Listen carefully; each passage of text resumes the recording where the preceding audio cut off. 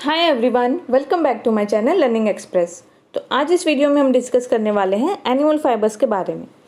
As we know, natural fibers two types के होते हैं, plant fibers and animal fibers. Plant fibers के बारे में हम अपने प्रीवियस वीडियोज़ में डिस्कस कर चुके हैं, जिसका लिंक आपको डिस्क्रिप्शन बॉक्स में मिल जाएगा। तो आज इस वीडियो में हम डिस्कस करेंगे एनिमल फाइबर्स के बारे में। What are animal fibres?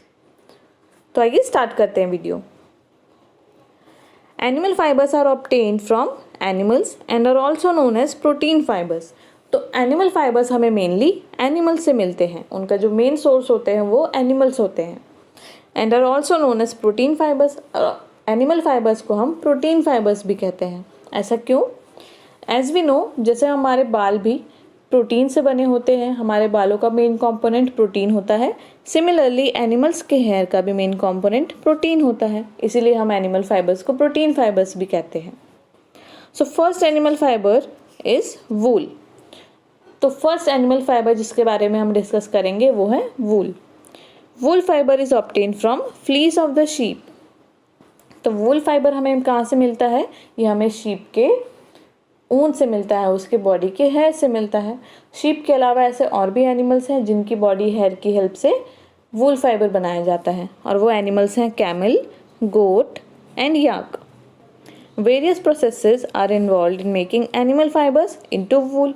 और इन एनिमल फाइबर्स को वूल में कन्वर्ट करने के लिए एक प्रोसेस होता है जिसमें बहुत सारे स्टेप्स इन्वॉल्व होते हैं। तो आइए देखते हैं वो स्टेप्स क्या हैं।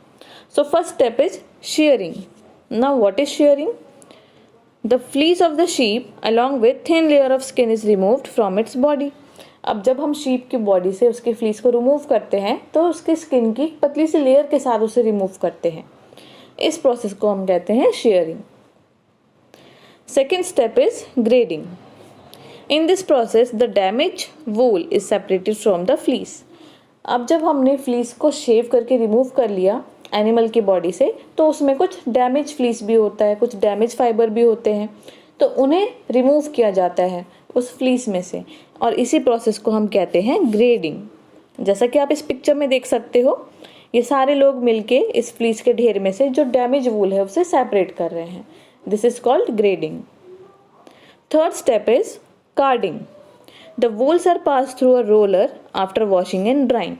अब जब डैमेज फ्लीस को सेपरेट कर दिया जाता है तो बचे हुए फ्लीस को वॉश करके ड्राई किया जाता है, और फिर उसे इस रोलर से पास किया जाता है। इस रोलर में छोटे छोटे से पतले पतले नीडल्स होती हैं, जिसकी हेल्प से ये जो फ्लीस होता है उसकी कॉम्बिंग हो जाती है और उसके सारे फाइबर्स एक दूसरे से सेपरेट हो जाते हैं। जैसे कि हमारे बाल, अगर हम अपने बालों को कॉम्बिंग करें तो हमारे बाल जो आपस में उलझे हुए होते हैं वो आपस में एक दूसरे से सेपरेट हो जाते हैं। सिमिलरली कार्डिंग में जो फ्लीस होता है, जो एनिमल फाइबर्स होते हैं वो आपस में उलझे हुए होते हैं, लेकिन आफ्टर कार्डिंग इस रोलर से पास होने के बाद वो एक दूसरे से सेपरेट हो जाते हैं। This process is called carding. And last step is spinning. The fibers are gathered together. Carding के प्रोसेस में जब फाइबर्स एक दूसरे से सेपरेट हो गए तब उन्हें आपस में इकट्ठा किया जाता है। They are drawn into long rope. जैसे कि एक रस्सी बनाई जाती है उस तरह से उसे किया जाता है। And then twisted to make yarn. फिर उन्हें आपस में ट्विस्ट करके यार्न बनाया जाता है, धागा बनाया जाता है। जैसा कि आपने देखा होगा, जिससे हम अपने कपड़े सिलते हैं उस धागे को अगर आप ध्यान से देखें तो वो ट्विस्टेड होता है, या फिर आप अगर ऊन को देखें जिससे कि हमारी मम्मियाँ स्वेटर बनाती हैं तो वो भी ट्विस्टेड होता है। तो फाइबर्स को आपस में ट्विस्ट करके यार्न बनाया जाता है।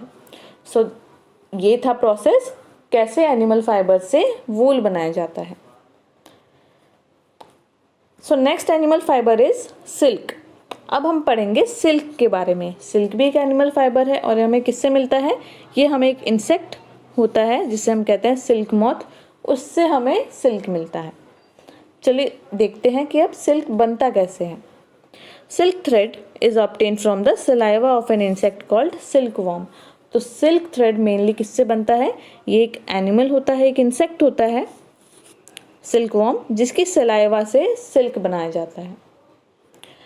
आइए इस पिक्चर की हेल्प से समझते हैं इस प्रोसेस को। So this is the insect. ये वो इंसेक्ट है जिसे हम कहते हैं सिल्क मॉथ।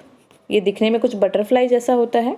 तो जब ये सिल्क मॉथ एग्स ले करता है, अंडे देता है, तो उसमें से सिल्क वॉर्म निकलता है।